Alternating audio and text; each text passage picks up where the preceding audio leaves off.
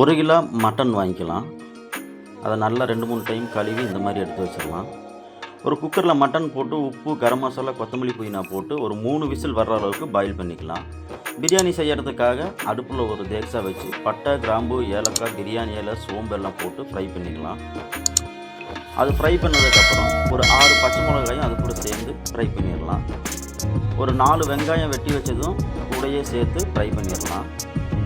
வெங்காயம் போட்ட உடனேயே மிளகாத்தூள் போட்டுருங்க, அப்போ தான் நேச்சுரல் கலர் வரும்.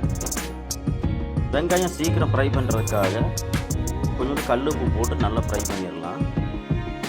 நல்லா ஃப்ரை ஆனதுக்கப்புறம் 3 டீஸ்பூன் இஞ்சி பூண்டு பேஸ்ட்டு போட்டுக்கலாம். அது நல்லா பச்சை வாசம் போகிற அளவுக்கு ஃப்ரை பண்ணிடலாம். இப்போ அது கூடயே தக்காளியும் பச்சை மிளகாயும் புதினாவும் அரைச்சதை அது கூட ஊற்றி அதுவும் பச்சை ஸ்மெல் போகிற வரைக்கும் நல்லா ஃப்ரை பண்ணிடலாம்.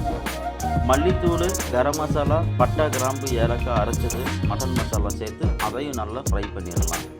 கூடவே ஒரு அரைக்கட்டு புதினா, அரைக்கட்டு மல்லியும் சேர்த்து ஃப்ரை பண்ணிடலாம். அரை கப்பு தயிரும் சேர்த்துக்கலாம். இதெல்லாம் நல்லா ஃப்ரை ஆகும். இப்போ இது நல்லா ஃப்ரை ஆச்சு. நம்ம குக்கரில் வேக வச்சுருந்த மட்டனை எடுத்து அந்த தண்ணியை வடிகட்டி மட்டன் பிரியாணிக்கு அந்த தண்ணி தான் ஊற்ற போகிறோம்.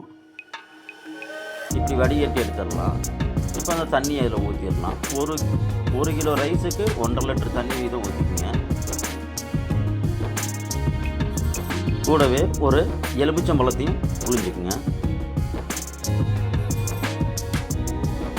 தேவையான அளவு கல்லுப்பு போட்டுக்கலாம். இப்போ நல்லா கொதிக்குது. இப்போ நம்ம இந்த வரிச்சு வச்சு இந்த மட்டனை எடுத்து அது கூட சேர்த்துடலாம். லைட்டாக ஒரு கிளறிட்டு மூடிட்டு ஒரு 15 நிமிஷம் விட்டுறலாம். 15 நிமிஷம் கழித்து மூடியை ஓப்பன் பண்ணிவிட்டு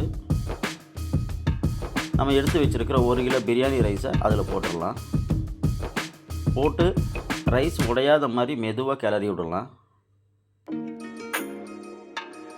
பாருங்கள், எந்த கலருமே போடல, நேச்சுரல் கலரு, லைட் ஆரஞ்சு கலராக இருக்கும். இப்போ தண்ணி ஓரளவுக்கு ட்ரை ஆயிடுச்சு. இன்னும் கொஞ்சம் ட்ரை ஆனவுடனே தம் போடுற கண்டிஷன் வந்துடும். மெதுவாக கிளறுங்க. இப்போ நல்லா ட்ரை ஆகிடுச்சு. தம் போடுற கண்டிஷன் வந்தாச்சு. இப்போது பிரியாணி தம் போட்டுடலாம். தம் போடுறதுக்காக ஒரு தோசைக்கல்லை அடுப்பில் வச்சு நல்லா சூடு பண்ணிடலாம். இந்த மாதிரி நல்லா சூடு பண்ணிவிட்டு பிரியாணியை தூக்கி மேலே வச்சிடலாம். மேலே ஹேர் போகாத மாதிரி ஒரு வெயிட் வச்சிடலாம். இப்போது ஈஸியாக ஹோம்மேட் மட்டன் பிரியாணி ரெடி. நீங்களும் வீட்டில் செஞ்சு பாருங்கள்.